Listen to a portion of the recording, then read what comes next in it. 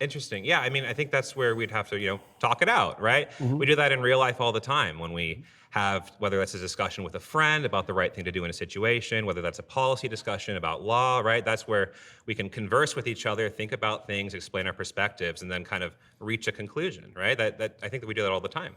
So Elijah, the prophet Elijah, defined God in the Old Testament as the voice of conscience within. Okay. That's a definition. So you're saying by that definition of God, I guess, see, this kind of goes back to where I'm saying initially. I'm not defining it. Elijah Okay, defined so it. as Elijah defines It's God. defined that way in Jonah, too. Okay, so as Cardinal Newman also got defined it that way. as I'm sure you know many people who've defined it that way, and it's impressive. You're a very knowledgeable person. I'm not trying to be impressive. I'm okay. just pointing out to you Got how it. God is defined in the Old Testament. All right. So to respond to that, I do think there are lots of interesting ways to define God.